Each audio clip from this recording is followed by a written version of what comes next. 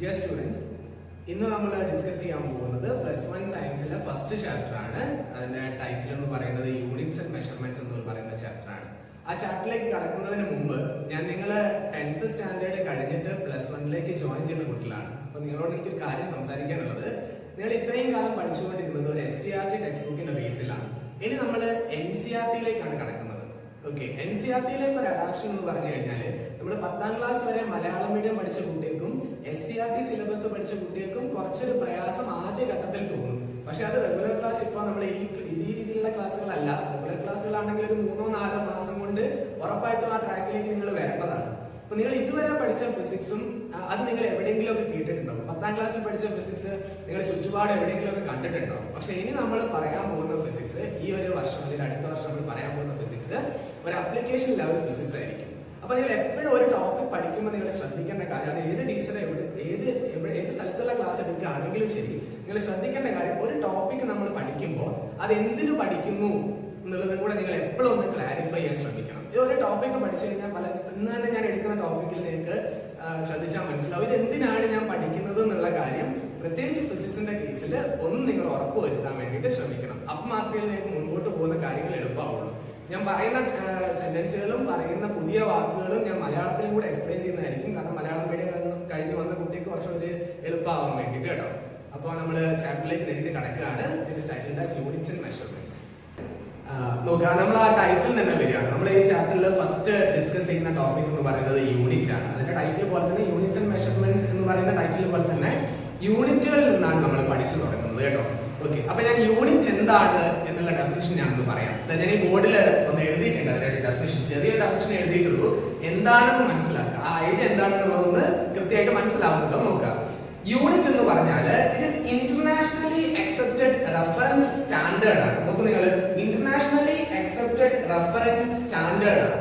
Okay, ഒരു standard set ചെയ്ത് വെച്ചതാണ്. ഓക്കെ, അത് ഇന്റർനാഷണലി അക്സെപ്റ്റഡ് ആയിരിക്കണം. വേൾഡ് വൈഡ് ആയിട്ട് എന്ത് ചെയ്യണം, അക്സെപ്റ്റ് ചെയ്യണം. ഓരോ ഫിസിക്കൽ ക്വാണ്ടിറ്റിനെയും റെപ്രസെന്റ് ചെയ്യാൻ വേണ്ടിയിട്ട് നമ്മൾ ഇന്റർനാഷണലി അക്സെപ്റ്റ് ചെയ്ത് വെച്ചിട്ടുള്ള റെഫറൻസ് സ്റ്റാൻഡേർഡുകളെയാണ് നമ്മൾ യൂണിറ്റ് എന്ന് പറയുന്നത്. ഓക്കെ, അപ്പൊ ഞാൻ ഈ പറഞ്ഞപ്പോൾ നിങ്ങൾക്ക് ചിലപ്പോൾ ഒന്നും കിട്ടിയിട്ടുണ്ടാവില്ല. എന്താണ് ഫിസിക്കൽ ക്വാണ്ടിറ്റി, എന്താണ് യൂണിറ്റ്, ഈ ഡെഫിനിഷൻ പെട്ടെന്ന് പറഞ്ഞപ്പോൾ ചിലപ്പോൾ കിട്ടിയിട്ടുണ്ടാവില്ല. അപ്പൊ ഞാൻ ഒരു ചെറിയ എക്സാമ്പിൾ വെച്ചിട്ട് ഞാൻ അത് എന്താണെന്ന് വിശദീകരിക്കാവേ. നോക്കുക, ഫിസിക്കൽ ക്വാണ്ടിറ്റീസ് എന്താണെന്ന് ആദ്യം നോക്കുക. ഫിസിക്കൽ ക്വാണ്ടിറ്റീസ് എന്ന് പറഞ്ഞു കഴിഞ്ഞാൽ നമുക്ക് മെഷർ ചെയ്യാൻ കഴിയുന്ന എല്ലാ ക്വാണ്ടിറ്റീസിനെയും നമ്മൾ ഫിസിക്കൽ ക്വാണ്ടിറ്റീസ് എന്നാണ് വിളിക്കുക. നോക്കൂ, സമയം നമുക്ക് മെഷർ ചെയ്യാൻ പറ്റില്ലേ? ഒരാളുടെ തൂക്കം, വെയിറ്റ് നമുക്ക് മെഷർ ചെയ്യാൻ കഴിയില്ലേ? യെസ്, ഇതുപോലെ മെഷർ ചെയ്യാൻ കഴിയുന്ന എല്ലാറ്റിനെയും നമ്മൾ ഫിസിക്കൽ ക്വാണ്ടിറ്റീസ് എന്നാണ് പറയാം. അപ്പൊ ഈ ഫിസിക്കൽ ക്വാണ്ടിറ്റീസിനെ റെപ്രസെന്റ് ചെയ്യാനുള്ള സ്റ്റാൻഡേർഡ് ആണ് യൂണിറ്റ് എന്ന് പറയുന്നത്. ഓക്കെ, അപ്പൊ റെപ്രസെന്റ് ചെയ്യാന്നൊക്കെ പറഞ്ഞാൽ എന്താ അതിന്റെ മീനിങ്? ഓക്കെ, ഒരു എക്സാമ്പിൾ നോക്കാം. നിങ്ങളോട് നിങ്ങളുടെ വീട്ടിൽ നിന്ന് പറയാണ്, കടയിൽ പോയിട്ട് കുറച്ച് അരി വാങ്ങിക്കൊണ്ടുവരും എന്ന് പറയാണെന്ന് വിചാരിക്കാം. നിങ്ങൾ കടയിലേക്ക് പോയിട്ട് അരി എത്ര വേണമെന്ന് നിങ്ങൾ എങ്ങനെയാ പറയാം? അല്ലെ, നമ്മൾ കടയിൽ പോയാൽ നമ്മൾ പറയും 2 കിലോ അരി വേണം, 3 കിലോ അരി വേണം എന്ന് പറയും. അല്ലെ, അങ്ങനെയല്ലേ പറയാം? അവിടെ നമുക്ക് എത്ര ക്വാണ്ടിറ്റി ആണോ വേണ്ടത് അത് നമുക്കൊരു സ്റ്റാൻഡേർഡ് ഉണ്ട്. കിലോഗ്രാം എന്ന് പറയുന്ന ഒരു സ്റ്റാൻഡേർഡ് ഉണ്ട്. അപ്പൊ കിലോഗ്രാമിന് എത്ര മടങ്ങ്? എനിക്ക് 3 മടങ്ങ് വേണം, 4 മടങ്ങ് വേണം. അവിടെ നമ്മൾ എന്തിലാ പറയുന്നത്? കിലോഗ്രാമിലാ പറയുന്നത്. അപ്പൊ കിലോഗ്രാം എന്ന് പറയുന്നത് അരി തൂക്കുന്നതിന്റെ റെഫറൻസ് സ്റ്റാൻഡേർഡ് ആണ്. ഓക്കെ, അപ്പൊ അവിടെ നമ്മൾ യൂസ് ചെയ്ത കിലോഗ്രാം എന്ന് പറയുന്നത് എന്താണ്? ഒരു റെഫറൻസ് സ്റ്റാൻഡേർഡ് ആണ്. ആ റെഫറൻസ് സ്റ്റാൻഡേർഡ് എന്ന് പറയുന്നത് എന്താണ്? യൂണിറ്റ് ആണ്.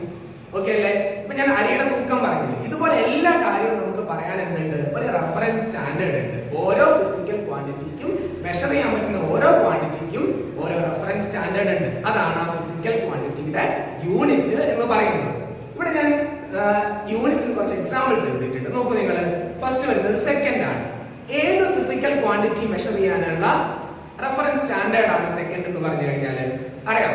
സമയം മെഷർ ചെയ്യാനുള്ള ഒരു റെഫറൻസ് സ്റ്റാൻഡേർഡ് ആണ് സെക്കൻഡ് എന്ന് പറയുന്നത്. So second is A unit. Okay, രണ്ടാമത്തെ ഞാൻ നൊട്ടേഷൻ മാത്രമേ എഴുതിയിട്ടുള്ളൂ. ഇത് kg എന്ന് പറഞ്ഞാൽ എന്താണെന്ന് എല്ലാവർക്കും അറിയാം അല്ലേ? kg എന്ന് പറഞ്ഞാൽ കിലോഗ്രാം ആണ്. അത് ഞാൻ നേരത്തെ പറഞ്ഞ പോലെ വെയിറ്റിനെ റെപ്രസെന്റ് ചെയ്യാനുള്ള ഒരു റെഫറൻസ് സ്റ്റാൻഡേർഡ് ആണ്. സോ kg, കിലോഗ്രാം എന്താണ്? ഒരു യൂണിറ്റ് ആണ്. ദെൻ മീറ്റർ, അറിയാവുന്ന കേസ് ആണ് അല്ലെ? ലെങ്ത് എന്ന് പറയുന്ന ഫിസിക്കൽ ക്വാണ്ടിറ്റിനെ റെപ്രസെന്റ് ചെയ്യാനുള്ള ഒരു റെഫറൻസ് സ്റ്റാൻഡേർഡ് ആണ് ഇത് മീറ്റർ എന്ന് പറയുന്നത്. സോ മീറ്റർ എന്താണ്? ഒരു യൂണിറ്റ് ആണ്. ഇതുപോലെ ഞങ്ങൾക്ക് ഒരുപാട് യൂണിറ്റുകൾ അറിയാം അല്ലേ? ഓക്കെ, ഓക്കെ, ആ കാര്യങ്ങളൊക്കെ നമ്മൾ ചെറിയ ക്ലാസ് മുതൽ പഠിച്ചു വരുന്നതാണ്. ഇതാണ് എനിക്ക് യൂണിറ്റിന്റെ ഒരു ഇൻട്രൊഡക്ഷൻ ആയിട്ട് പറയാനുള്ളത്. അപ്പൊ യൂണിറ്റ് എന്താണെന്ന് കിട്ടിയെന്ന് വിചാരിക്കുന്നു. ഫിസിക്കൽ ക്വാണ്ടിറ്റീസിനെ മെഷർ ചെയ്യാനുള്ള ഒരു റെഫറൻസ് സ്റ്റാൻഡേർഡ് ആണ്.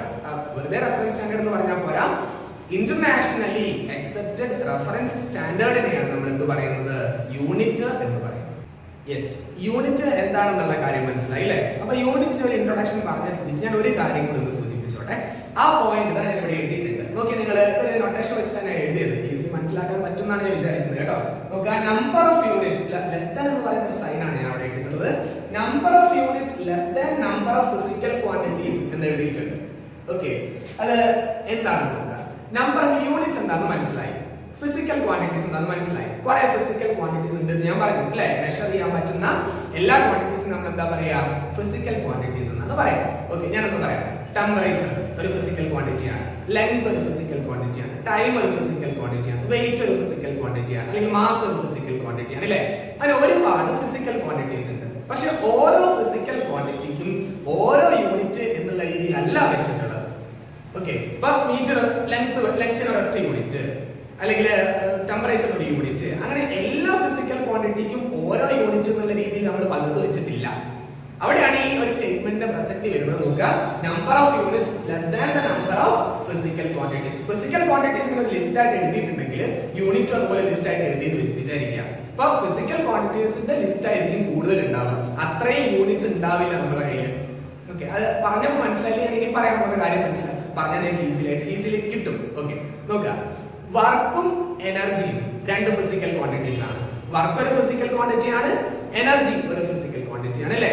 ഇതിന് രണ്ടിനും കൂടെ ഒറ്റ യൂണിറ്റ്, ആ യൂണിറ്റ് ആണ് ജൂൾ എന്ന് പറയുന്ന യൂണിറ്റ്. ഓക്കെ, വേറൊന്ന് പറയാം. അപ്പൊ രണ്ട് ഫിസിക്കൽ ക്വാണ്ടിറ്റി ഒറ്റ യൂണിറ്റ് ആയില്ലേ, എണ്ണം കുറഞ്ഞില്ലേ?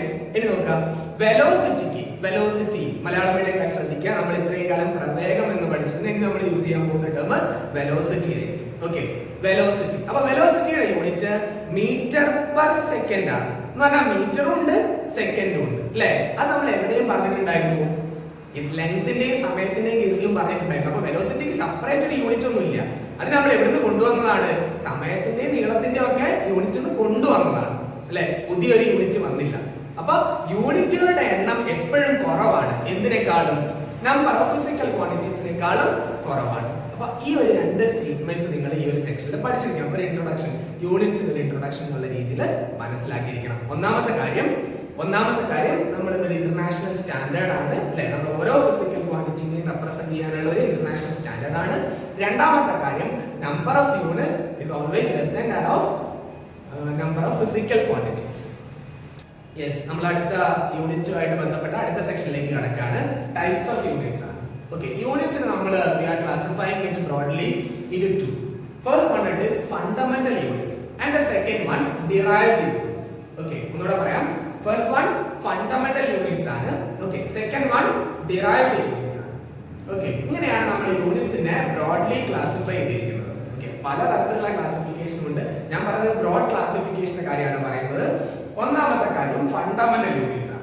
ഓക്കെ, എന്താണ് ഫണ്ടമെന്റൽ യൂണിറ്റ്സ് എന്ന് പറയാം. അതിനെ ഡിസ്കസ് ചെയ്തതിനു ശേഷം നമുക്ക് ഡിറൈവ്ഡ് യൂണിറ്റ്സിലേക്ക് വരാവേ.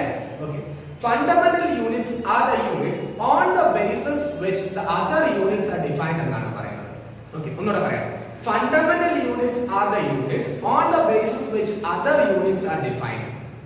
ഓക്കെ, മനസ്സിലായോ?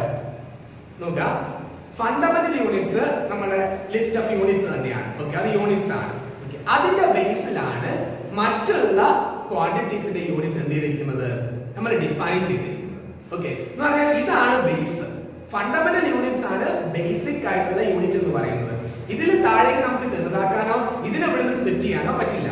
ഇതാണ് ഏറ്റവും ബേസിക് ആയിട്ടുള്ള യൂണിറ്റ്സ് എന്ന് പറഞ്ഞാൽ. ഇതിന്റെ ബേസിൽ നമുക്ക് എന്ത് ചെയ്യാൻ പറ്റും, വേറെ കുറെ യൂണിറ്റ്സ് നമുക്ക് ഉണ്ടാക്കിയെടുക്കാൻ പറ്റും. ഇതാണ് ബേസിസ് അല്ലെ? അല്ലെങ്കിൽ ഇതാണ് ഫണ്ടമെന്റൽ. ഫണ്ടമെന്റൽ എന്ന് പറയുന്ന വാക്കിന്റെ മീനിങ് നിങ്ങൾക്ക് അറിയാം അല്ലെ? ഇതാണ് ഫണ്ടമെന്റൽ. ഇത് ഇവിടെ താഴേക്ക് എന്ത് ചെയ്യാൻ പറ്റില്ല, യൂണിറ്റ്സിനെ ചെറുതാക്കാനോ സ്പ്ലിറ്റ് ചെയ്യാനോ നമുക്ക് സാധിക്കില്ല. അത്തരത്തിലുള്ള യൂണിറ്റ്സിനെയാണ് നമ്മൾ ഫണ്ടമെന്റൽ യൂണിറ്റ്സ് എന്ന് പറയുന്നത്. ഓക്കെ, എക്സാമ്പിൾ ഒന്ന് നോക്കിക്കേ നിങ്ങൾ. മാസിന്റെ യൂണിറ്റ് ആയ കിലോഗ്രാം. ഓക്കെ അല്ലെ? അതിന് അവിടെ നമ്മോട് ചെറുതാക്കാൻ സാധിക്കില്ല. അതാണ് അതിന്റെ ഏറ്റവും ചെറിയ യൂണിറ്റ് എന്ന് പറയുന്നത്. ഓക്കെ, ഏറ്റവും ചെറിയ സ്റ്റാൻഡേർഡ് റെഫറൻസ് എന്ന് പറയുന്നത് kilogram. Okay, it's A fundamental unit ആണ്. ഓക്കെ, സെക്കൻഡ് സമയത്തിനെ കാണിക്കുന്ന സെക്കൻഡ് ഒരു ഫണ്ടമെന്റൽ യൂണിറ്റ് ആണ്. ദെൻ ഓക്കെ, ഇവിടെ ഒന്നുകൂടെ ഉണ്ടായിരുന്നു അല്ലേ. ഓക്കെ, മീറ്റർ സ്മോൾ എം എന്തിനെ സൂചിപ്പിക്കുന്നതാണ്? മീറ്ററിനെ സൂചിപ്പിക്കുന്നതാണ്. ലെങ്ത് മെഷർ ചെയ്യാൻ ഉപയോഗിക്കുന്ന സ്റ്റാൻഡേർഡ് മീറ്റർ. അതും എന്താണ്? ഒരു ഫണ്ടമെന്റൽ യൂണിറ്റ് ആണ്. ദെൻ ഇവിടെ നോക്കിയേ, ക്യാപിറ്റൽ കെ എന്തായിരുന്നു? കെൽവിൻ ആണ് അല്ലേ. കെൽവിൻ എന്ത് ക്വാണ്ടിറ്റിനെ റെപ്രസെന്റ് ചെയ്യുന്ന യൂണിറ്റ് ആയിരുന്നു? ടെമ്പറേച്ചറിനെ റെപ്രസെന്റ് ചെയ്യാനുള്ള യൂണിറ്റ് ആയ കെൽവിനും എന്ത് തന്നെയാണ്? It is also A fundamental unit. ഈ യൂണിറ്റ്സ് നമുക്ക് എന്ത് ചെയ്യാൻ പറ്റില്ല? ചെറുതാക്കാനോ സ്പ്ലിറ്റ് ചെയ്യാനോ പറ്റില്ല. ഈ യൂണിറ്റ്സിന്റെ ബേസിൽ നമുക്ക് വേറെ യൂണിറ്റ്സിന് എന്ത് ചെയ്യാൻ പറ്റും? ഡിഫൈൻ ചെയ്യാൻ പറ്റും. ഈ ഫണ്ടമെന്റൽ യൂണിറ്റ്സിന് വേറെ പേര് കൂടെ ഉണ്ട്, ബേസ് യൂണിറ്റ്സ് എന്നും പറയാറുണ്ട് കേട്ടോ. അപ്പൊ അത് രണ്ടും ഒന്ന് തന്നെയാണെന്ന് മനസ്സിലാക്കുക. These are the units on the basis which other units are defined. They cannot be split into smaller units or smaller components എന്നാണ് പറയുന്നത്. ഓക്കെ, ക്ലിയർ ആയി വിചാരിക്കുന്നു. ഇനി ഇത് ക്ലിയർ ആയിട്ടില്ലെങ്കിൽ ഞാൻ ഡിറൈവ്ഡ് യൂണിറ്റ്സിനെ പറ്റി സംസാരിക്കുമ്പോൾ നിങ്ങൾക്ക് ഈസി ആയിട്ട് മനസ്സിലായി. Unit second one derived units ആണ്. നോക്കുക, ഞാൻ ഏറെ മാർക്ക് കൊടുത്ത ശ്രദ്ധിച്ചാൽ നിങ്ങൾക്ക് എളുപ്പം മനസ്സിലാവും. Okay, these are the units which is derived, which is extracted from the fundamental units. Fundamental units നമ്മൾ എക്സ്ട്രാക്ട് ചെയ്ത് ഡിറൈവ് ചെയ്ത് കൊണ്ടുവരുന്ന യൂണിറ്റ്സിനെയാണ് നമ്മൾ ഡിറൈവ്ഡ് യൂണിറ്റ്സ് എന്ന് പറയുന്നത്. ഞാൻ നേരത്തെ പറഞ്ഞിട്ടുണ്ടായിരുന്നു, ഫണ്ടമെന്റൽ യൂണിറ്റ്സ് നമുക്ക് എന്ത് ചെയ്യാൻ പറ്റില്ല? ചെറുതാക്കാനോ സ്പ്ലിറ്റ് ചെയ്യാനോ കമ്പോണന്റ്സ് ആക്കി മാറ്റാനോ സാധിക്കില്ല. അതാണ് ബേസ് എന്ന് പറഞ്ഞിട്ടുണ്ടായിരുന്നു അല്ലേ. പക്ഷെ ഇവിടെ ഡിറൈവ്ഡ് യൂണിറ്റ്സിന്റെ കേസ് നേരെ ഡിഫറെന്റ് ആണ്. എന്ന് പറഞ്ഞാൽ ഇവരുണ്ടാക്കുന്നത് എവിടുന്നാണ്? ഇവരെ എക്സ്ട്രാക്ട് ചെയ്ത് ഇവരെ ഡിഫൈൻ ചെയ്യുന്നത് എവിടുന്നാണ്? ഫണ്ടമെന്റൽ യൂണിറ്റ്സിന്റെ ബേസിലാണ് നമ്മൾ ആരെ ഡിഫൈൻ ചെയ്യുന്നത്? ഡിറൈവ്ഡ് യൂണിറ്റ്സിനെ ഡിഫൈൻ ചെയ്യുന്നത്. ഓക്കെ, മനസ്സിലായിട്ടില്ല? ഒന്ന് ഇങ്ങോട്ട് ശ്രമിച്ചു. ഓക്കെ, എക്സാമ്പിൾ കണ്ടാൽ എനിക്ക് പെട്ടെന്ന് മനസ്സിലാവും. ഇവിടെ ഒരു യൂണിറ്റ് എഴുതിയിട്ടുണ്ട്. എക്സാമ്പിൾ ഡിറൈവ്ഡ് യൂണിറ്റിന്റെ എക്സാമ്പിൾ ആണ് എഴുതിയിട്ടുള്ളത്. മീറ്റർ പെർ സെക്കൻഡ് ആണ്. പറയൂ നിങ്ങൾ, മീറ്റർ പെർ സെക്കൻഡ് എന്ന് പറഞ്ഞാൽ എന്തിന്റെ യൂണിറ്റ് ആണ്? യെസ്, ഞാൻ നേരത്തെ പറഞ്ഞു, പ്രവേഗം അല്ലെങ്കിൽ വെലോസിറ്റിയുടെ യൂണിറ്റ് ആണ് ഇത് മീറ്റർ പെർ സെക്കൻഡ് എന്ന് പറഞ്ഞാൽ. നിങ്ങൾ നോക്കൂ, ഇവിടെ ഈ വെലോസിറ്റിയുടെ യൂണിറ്റിനെ നമ്മൾ പുതിയൊരു യൂണിറ്റ് ഇല്ല, അത് നമ്മൾ എവിടെ നിന്ന് കൊണ്ടുവന്നതാണ്? ഫണ്ടമെന്റൽ യൂണിറ്റ് ആയ മീറ്ററിന്റെയും സെക്കൻഡിന്റെയും ബേസിൽ നമ്മൾ അവിടുന്ന് ഡിറൈവ് ചെയ്ത് കൊണ്ടുവന്ന ഒരു യൂണിറ്റ് ആണ് ഇത് മീറ്റർ പെർ സെക്കൻഡ് എന്ന് പറയുന്നത് അല്ലെ. അവിടുന്ന് ഡിഫൈൻ ചെയ്ത് വന്നിരിക്കുന്നു. എവിടുന്ന്? Fundamental units. ഓക്കെ, ഇപ്പൊ മനസ്സിലായോ നിങ്ങൾക്ക്? മീറ്റർ എന്ന് പറഞ്ഞാൽ സെക്കൻഡ് എന്ന് പറഞ്ഞാൽ ഫണ്ടമെന്റൽ യൂണിറ്റ്സ് ആണ്. പക്ഷെ മീറ്റർ പെർ സെക്കൻഡ് എന്ന് പറയുന്ന പുതിയൊരു യൂണിറ്റ് നമ്മൾ ഫണ്ടമെന്റൽ യൂണിറ്റിന്റെ അകത്ത് ഡിറൈവ് ചെയ്ത് കൊണ്ടുവന്ന യൂണിറ്റ് ആണ്. ഓക്കെ, സോ അതൊരു ഡിറൈവ്ഡ് ക്വാണ്ടിറ്റി ആണ്. ഏത്? വെലോസിറ്റി. ഈ മീറ്റർ പെർ സെക്കൻഡ് എന്താണ്? ഒരു ഡിറൈവ്ഡ് യൂണിറ്റ് ആണ്. ഇവിടെ നോക്കൂ, കിലോഗ്രാം പെർ മീറ്റർ ക്യൂബ്. പറയൂ നിങ്ങൾ, എന്തിന്റെ യൂണിറ്റ് ആണ് കിലോഗ്രാം പെർ മീറ്റർ ക്യൂബ്?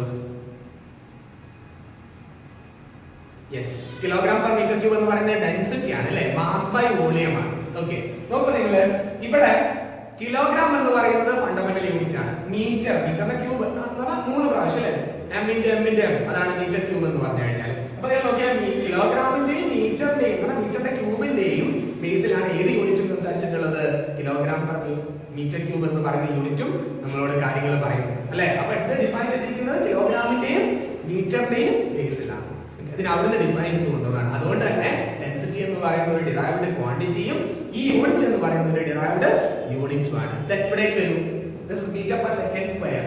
ഏതിന്റെ യൂണിറ്റ് ആണ് metre per second square? Metre per second velocity ആയിരുന്നു. then meter per second square is, yes, it is nothing but acceleration ആണ് അല്ലേ. ആക്സലറേഷൻ എന്ന് പറഞ്ഞാൽ എന്തെങ്കിലും മലയാളം ത്വരണമാണ്. ഓക്കെ, നിങ്ങൾക്കറിയാം, rate of change of velocity ആണ് ആക്സലറേഷൻ എന്ന് പറഞ്ഞു കഴിഞ്ഞാൽ. അതിന്റെ യൂണിറ്റ് ആണ് മീറ്റർ പെർ സെക്കൻഡ് സ്ക്വയർ ആണ്. ഇതിനെയാണ് മീറ്ററിന്റെയും സെക്കൻഡ് ഫണ്ടമെന്റൽ യൂണിറ്റ്സ് ആയ മീറ്ററിന്റെയും സെക്കൻഡിന്റെയും ബേസിലാണ് നമ്മൾ എന്ത് ചെയ്തിരിക്കുന്നത്? ഡിഫൈൻ ചെയ്തിരിക്കുന്നത്. ഇതാണ് this is difference between fundamental unit and derived units. I think it is clear. That's all about types of units. Okay, നമ്മള് types of units, fundamental units പറഞ്ഞു, derived units പറഞ്ഞു. Okay, രണ്ട് ടൈപ്പ് ആണ് broadly classification ഉള്ളതും നമ്മൾ പറഞ്ഞു കഴിഞ്ഞു. ഇനി നോക്കിയാൽ നിങ്ങൾ ഇവിടെ ഇവിടെ ഓക്കെ, ഡിറൈവ്ഡ് യൂണിറ്റ്സിനെയും ഫണ്ടമെന്റൽ യൂണിറ്റ്സിനെയും ഒരുമിച്ച് ചേർത്തിട്ട് നമ്മൾ പറയുന്ന ഒരു പേരുണ്ട്. ആ പേരാണ് സിസ്റ്റം ഓഫ് യൂണിറ്റ്സ് എന്ന് പറയുന്നത്. എന്ന് പറഞ്ഞാൽ മൊത്തം സിസ്റ്റം അല്ലെ, സിസ്റ്റം ഓഫ് യൂണിറ്റ്സ്. അതിനകത്ത് ആരൊക്കെ പെടും?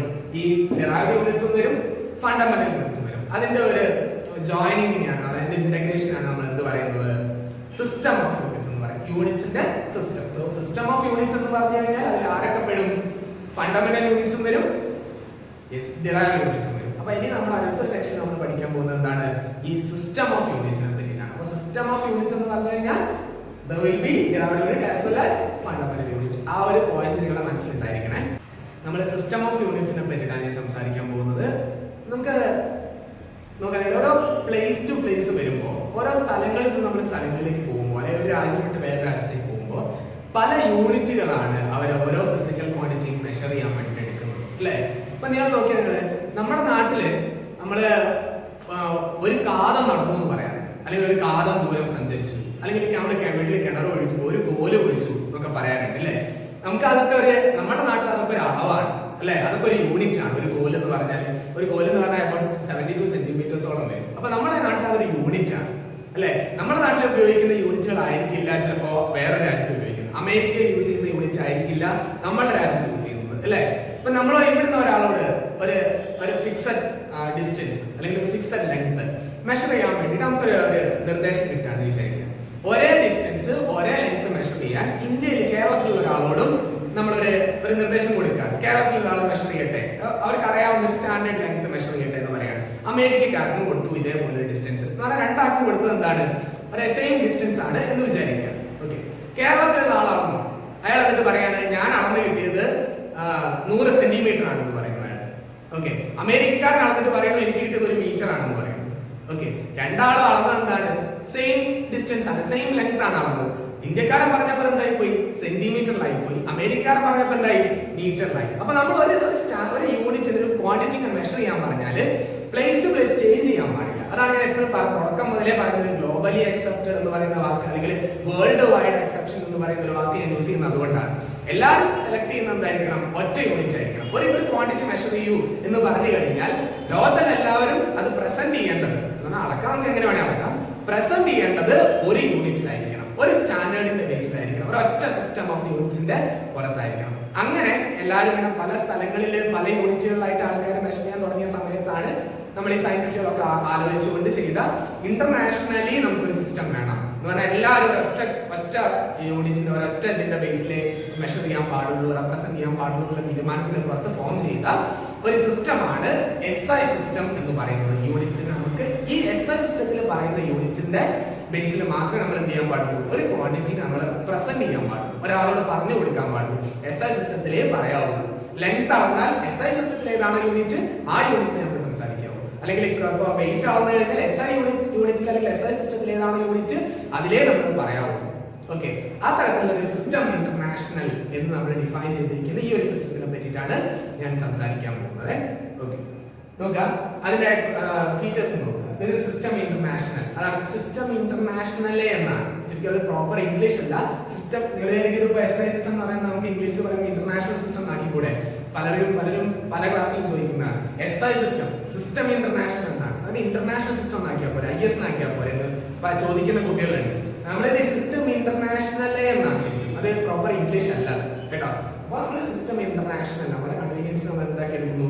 സിസ്റ്റം ഇന്റർനാഷണൽ എന്നാക്കി എടുക്കുന്നു. അങ്ങനെ ഒരു സിസ്റ്റം ഒരു ഗ്ലോബലി അക്സെപ്റ്റഡ് സിസ്റ്റം ആണ്. ഓക്കെ, അങ്ങനെ വേൾഡ് വൈഡ് അക്സെപ്ഷൻ ഉള്ള ഒരു സിസ്റ്റം ആണ്. ഇതിലേ നമ്മൾ എന്ത് ചെയ്യാൻ പാടുള്ളൂ? ഇതിലേത് യൂണിറ്റ് പറയുന്നോ അതിലേ നമ്മൾ എന്ത് ചെയ്യാൻ പാടുള്ളൂ? കാര്യങ്ങൾ റെപ്രസെന്റ് ചെയ്യാൻ പാടുള്ളൂ. പ്ലേസ് ടു പ്ലേസ് ചേഞ്ച് ആവില്ല, അല്ലെ? ഗ്ലോബലി അക്സെപ്റ്റഡ് ആണ്. ഓക്കെ, അത്തരത്തിലുള്ള SI സിസ്റ്റത്തിനെ പറ്റിയിട്ടാണ് ഞാൻ സംസാരിക്കുന്നത്. SI സിസ്റ്റത്തില് അവരെ 7 ബേസിക് യൂണിറ്റ്സ് ആണ് ഉൾപ്പെടുത്തിയിട്ടുള്ളത്. എന്ന് പറഞ്ഞാൽ നമ്മൾ ഇനി മുതൽ നമ്മൾ ഈ SI യൂണിറ്റ് സിസ്റ്റം പഠിച്ചു കഴിഞ്ഞാൽ ഇനി നിങ്ങൾ ഒരു ഫിസിക്കൽ ക്വാണ്ടിറ്റിനെ റെപ്രസെന്റ് ചെയ്യുമ്പോൾ കഴിയുന്നത്ര എന്തിൽ റെപ്രസെന്റ് ചെയ്യാൻ നോക്കണം? ഈ SI യൂണിറ്റ്സിൽ ഞാൻ ഈ പറയാൻ പോകുന്ന 7 ബേസിക് യൂണിറ്റ്സിന്റെ ടേംസിൽ പറയാൻ വേണ്ടിയിട്ട് ശ്രമിക്കണം, അല്ലെങ്കിൽ റെപ്രസെന്റ് ചെയ്യാൻ വേണ്ടിയിട്ട് ശ്രമിക്കണം. എക്സാമിനേഷൻ ഒക്കെ എക്സാം ഓറിയന്റഡ് ആയിട്ട് നമ്മൾ നോക്കുമ്പോൾ എപ്പോഴും നമ്മൾ ഒരു 75-80% നമ്മൾ പ്രയോറിറ്റി കൊടുക്കേണ്ടത് SI യൂണിറ്റിനായിരിക്കണം. ഇനിയിപ്പോ ഒരു രക്ഷയില്ലെങ്കിൽ ഇപ്പൊ ക്വസ്റ്റ്യൻ പേപ്പറിൽ ഇപ്പോ വേറെ സിസ്റ്റത്തിൽ ഒരു യൂണിറ്റിലാണ് തന്നെന്ന് വിചാരിക്കുക, നിങ്ങൾക്ക് അതിലേക്ക് ചെയ്താലാണ് എളുപ്പം തോന്നുകയാണെങ്കിൽ അതിലേക്ക് മാറ്റിട്ട് ചെയ്യാൻ ശ്രമിക്കുക. അല്ലെങ്കിൽ ഞാൻ പറയുന്നത് എപ്പോഴും അങ്ങനെ വേണമെന്നല്ല കേട്ടോ, എന്റെ സ്റ്റേറ്റ്മെന്റ്സ് നിങ്ങൾ കറക്റ്റ് ആയിട്ട് മനസ്സിലാക്കണം. നിങ്ങൾക്ക് ഒരു 80% ചാൻസ് ഉണ്ട് SI സിസ്റ്റത്തിലേക്ക് വരാൻ പറ്റും, SI യൂണിറ്റിലേക്ക് വരാൻ പറ്റുമെങ്കിൽ അതിന് കുറച്ചുകൂടെ കാര്യങ്ങൾ മനസ്സിലായിക്കോളും. അങ്ങനെ പറ്റുമെന്ന് വെച്ചാൽ കഴിയുന്നത്ര SI യൂണിറ്റ്സിൽ തന്നെ റെപ്രസെന്റ് ചെയ്യാൻ വേണ്ടി ശ്രമിക്കണം. പറ്റുമെങ്കിൽ മാത്രമേ സ്റ്റേറ്റ്മെന്റ് ക്ലിയർ ആയിട്ട് കേൾക്കണേ. നോക്കാൻ ഈ SI സിസ്റ്റത്തിൽ അവർ ഉൾപ്പെടുത്തിയിട്ടുള്ള 7 ബേസിക് യൂണിറ്റ്സ് എന്ന് പറയാം. ഞാൻ പറയുന്നേ ഉള്ളൂ, നിങ്ങൾക്ക് തരുന്ന നോട്ട്സിൽ അത് കൃത്യമായിട്ട് എഴുതിയിട്ടുണ്ട്. ബേസിക് യൂണിറ്റ്സും അതിനകത്തുള്ള ഡെറൈവ്ഡ് യൂണിറ്റ്സും ഒക്കെ ഉൾപ്പെടുത്തിയിട്ടുണ്ട്. അപ്പൊ അതിലുള്ള ഡെറൈവ്ഡ് യൂണിറ്റ്സ് നിങ്ങൾക്ക് ആവശ്യമില്ല, പിന്നെ നമ്മൾ മനസ്സിലാക്കാൻ വേണ്ടി മാത്രം അറിഞ്ഞിരിക്കുക എന്നുള്ളത് മാത്രമേ ഉള്ളൂ. അപ്പൊ അത് നിങ്ങളുടെ നോട്ട്സിൽ ഉണ്ടാവും. ഇപ്പൊ ഞാൻ ബേസിക് യൂണിറ്റ്സിനെ പറ്റി മാത്രം സംസാരിക്കാം, അതാണ് നമുക്ക് ഇമ്പോർട്ടന്റ് ആയിട്ട് വരുന്നത് കേട്ടോ. ഓക്കെ, അപ്പൊ നോക്കാം SI സിസ്റ്റത്തില് SI യൂണിറ്റില് അവർ 7 ബേസിക് യൂണിറ്റ്സ് ആണ് ഉൾപ്പെടുത്തിയിട്ടുള്ളത്. ഓക്കെ, ഒന്നാമത് നോക്കുക. ഒന്നാമത്തെ അവർ ഉൾപ്പെടുത്തിയിട്ടുള്ളത് മാസ്. ഓക്കെ, നിങ്ങൾക്കറിയാം മാസിനെ SI സിസ്റ്റത്തിൽ റെപ്രസെന്റ് ചെയ്യുന്നത് നമ്മളിപ്പോ പറഞ്ഞ പോലെ തന്നെ കിലോഗ്രാമിലാണ്. ഓക്കെ, അപ്പൊ അത് ഒന്നാമത്തെ ബേസിക് യൂണിറ്റ് ആണ്, അല്ലെങ്കിൽ ബേസിക് ക്വാണ്ടിറ്റി മാസ് ആണ്. അതിന് അവർ ചെയ്യുന്ന യൂണിറ്റ് ഏതാണ്? കിലോഗ്രാം ആണ്. അതിന്റെ സിമ്പിള് kg ആണ്. ഓക്കെ, അത് മനസ്സിലായി വിചാരിക്കുന്നു. അപ്പൊ മാസിനെ നമ്മൾ റെപ്രസെന്റ് ചെയ്യുമ്പോൾ SI സിസ്റ്റത്തിൽ റെപ്രസെന്റ് ചെയ്യുന്ന യൂണിറ്റ് kg ആണ്, കിലോഗ്രാം ആണെന്ന് പ്രത്യേകം ശ്രദ്ധിക്കുക കേട്ടോ. ഓക്കെ, രണ്ടാമത്തത് ലെങ്ത് ആണ്. ഒന്നാമത്തത് മാസ് ആണെങ്കിൽ എങ്ങനെ പറഞ്ഞാലും ആ ഓർഡറിന് വലിയ പ്രശ്നമില്ല കേട്ടോ. ഓക്കെ, രണ്ടാമത്തത് ലെങ്ത് ആണ്. ലെങ്ത്തിന് അവർ SI യൂണിറ്റ് ആയിട്ട് പറയുന്ന യൂണിറ്റ് സ്റ്റാൻഡേർഡ് പറയുന്നത് മീറ്റർ ആണ്. നമ്മൾ റെപ്രസെന്റ് ചെയ്യുന്നത് സ്മോൾ m എന്ന് പറയുന്ന ലെറ്റർ ഉപയോഗിച്ചിട്ടാണ് നമ്മൾ അതിനെ റെപ്രസെന്റ് ചെയ്യുന്നത്. അപ്പോൾ ലെങ്ത് ആയി, മാസ് ആയി. ലെങ്തിനാണെങ്കിൽ മീറ്ററിൽ, മാസിനാണെങ്കിൽ കിലോഗ്രാം. ഓക്കെ, മൂന്നാമത്തത് ടൈം ആണ്. ടൈമിന് പിന്നെ ഒരു പ്രത്യേകതയായിട്ട് അതിന് എല്ലാ സ്ഥലത്തും ഒറ്റ യൂണിറ്റ് ഉണ്ടാവും. നമുക്ക് പരിചയമുള്ള മിക്ക സിസ്റ്റത്തിൽ നമുക്ക് എന്തേ ഉള്ളൂ? ഒറ്റ യൂണിറ്റേ ഉള്ളൂ, അത് സെക്കൻഡ് ആണ്. സെക്കൻഡിനെ S എന്ന് പറഞ്ഞിട്ടാണ് നമ്മൾ സാധാരണ ഡിനോട്ട് ചെയ്യാറുള്ളത്. ഓക്കെ, ക്യാപിറ്റൽ S ഉപയോഗിച്ചിട്ടാണ് ഡിനോട്ട് ചെയ്യാറുള്ളത്. അപ്പൊ ലെങ്ത് ആയി, മാസ് ആയി, ടൈം ആയി. ഓക്കെ, നാലാമത് അവർ ഉൾപ്പെടുത്തിയിട്ടുള്ള ഫിസിക്കൽ ക്വാണ്ടിറ്റി എന്ന് പറയുന്നത് ടെമ്പറേച്ചർ ആണ്. ടെമ്പറേച്ചർ നമ്മൾ സാധാരണ നമ്മൾ യൂസ് ചെയ്യാറുള്ള ഡിഗ്രി സെൽഷ്യസ് അല്ലേ? പക്ഷെ SI സിസ്റ്റത്തിൽ ഡിഗ്രി സെൽഷ്യസ് അല്ല നമ്മൾ യൂണിറ്റ് ആയിട്ട് ഉപയോഗിക്കുന്നത്. അവിടെ ഉപയോഗിക്കുന്നത് കെൽവിൻ ആണ്. കെൽവിന്റെ നൊട്ടേഷൻ ക്യാപിറ്റൽ K ആണ്. ശ്രദ്ധിച്ചാൽ നമ്മൾ എപ്പോഴും മാറിപ്പോകാൻ ചാൻസ് ഉള്ള കാര്യമാണ്. ടെമ്പറേച്ചറിന്റെ SI യൂണിറ്റ് കെൽവിൻ ആണ്, അതിന്റെ നൊട്ടേഷൻ ക്യാപിറ്റൽ K ആണ്. ഓക്കെ, നാലെണ്ണം അല്ലേ? അഞ്ചാമത്തത് എമൗണ്ട് ഓഫ് സബ്സ്റ്റൻസ് ആണ്. എമൗണ്ട് ഓഫ് സബ്സ്റ്റൻസ് അറിയാം. എമൗണ്ട് ഓഫ് സബ്സ്റ്റൻസ് യൂണിറ്റ് പറഞ്ഞാൽ നിങ്ങൾക്ക് മനസ്സിലാവും. 10ാം ക്ലാസ് കെമിസ്ട്രിയിൽ ഒരുപാട് വട്ടം ഡിസ്കസ് ചെയ്ത കാര്യം. എമൗണ്ട് ഓഫ് സബ്സ്റ്റൻസ് മോൾ ആണ്. MOLE അല്ലെ? മോൾ. അതാണ് അതിന്റെ യൂണിറ്റ്. അതിനെ റെപ്രസെന്റ് ചെയ്യുന്നത് MOL എന്നുള്ള ലെറ്റേഴ്സ് ഉപയോഗിച്ചിട്ടാണ്. Small MOL. ഓക്കെ, അത് ശ്രദ്ധിച്ച് കേൾക്കണേ. എമൗണ്ട് ഓഫ് സബ്സ്റ്റൻസ് നമ്മൾ യൂണിറ്റ് പറയുന്നത് MOLE മോൾ ആണ്. അതിനെ റെപ്രസെന്റ് ചെയ്യുന്നത് സ്മോൾ MOL എന്ന് പറയുന്ന ലെറ്റർ യൂസ് ചെയ്തുകൊണ്ടാണ്. ഓക്കെ, നോക്കുക. ഇപ്പൊ ഞാൻ പറഞ്ഞതൊന്നുകൂടെ പറയാം. Length, mass, time, temperature, amount of substance. ആറാമത്തെ ക്വാണ്ടിറ്റി ഇലക്ട്രിക് കറന്റ് ആണ്. ഇലക്ട്രിക് കറന്റിന് നമ്മൾ SI സിസ്റ്റത്തിൽ ഉപയോഗിക്കുന്ന യൂണിറ്റ് ആംപിയർ ആണ്. ഓക്കെ, SI സിസ്റ്റത്തിൽ ഉപയോഗിക്കുന്ന യൂണിറ്റ് ആംപിയർ ആണ്. ഏഴാമത്തത് അവസാനത്തത് ലൂമിനസ് ഇന്റൻസിറ്റി ആണ്. ലൂമിനസ് ഇന്റൻസിറ്റിയുടെ യൂണിറ്റ് കാൻഡില ആണ്. പ്രത്യേകം ശ്രദ്ധിക്കുക, CANDELA ആണ് കാൻഡില. കാൻഡില നമ്മൾ നൊട്ടേറ്റ് ചെയ്യുന്നത് CD, capital C, small d. CD എന്ന് പറയുന്ന സിംബൽ ഉപയോഗിച്ചുകൊണ്ടാണ് ലൂമിനസ് ഇന്റൻസിറ്റി നമ്മൾ റെപ്രസെന്റ് ചെയ്യുന്നത്. അപ്പോ ഇപ്പൊ ഞാൻ 7 ബേസിക് യൂണിറ്റ് പഠിച്ചില്ലേ? ഇത് സാധാരണയായിട്ട് നിങ്ങൾ പഠിച്ചു പോകുന്ന സമയത്ത് 7 ബേസിക് യൂണിറ്റ് നിങ്ങൾ പഠിച്ചു, നിങ്ങൾക്ക് അറിയാം എന്നുള്ള രീതിയിൽ കാണാതെ പഠിച്ചു പോകാൻ സാധാരണ ചെയ്യാം. അപ്പൊ നിങ്ങൾ സാറെടുത്ത് ചോദിക്കേണ്ട ഒരു ചോദ്യം, ഇതിൽ ലൂമിനസ് ഇന്റൻസിറ്റി നമ്മൾ ഇതിനു മുമ്പ് ഡിസ്കസ് ചെയ്തിട്ടില്ലല്ലോ. അപ്പൊ എന്താണ് ലൂമിനസ് ഇന്റൻസിറ്റി എന്ന് കേൾക്കണ്ടേ? ഒരു പ്രാവശ്യം നിങ്ങൾ ആ സംശയം ചോദിക്കാൻ നിങ്ങൾ റെഡി ആണെങ്കിൽ പിന്നെ ഈ ഒരു 7 ബേസിക് യൂണിറ്റിലേക്ക് ആ ക്വാണ്ടിറ്റി നമ്മളോട് ഒരിക്കലും മറന്നുപോയില്ല.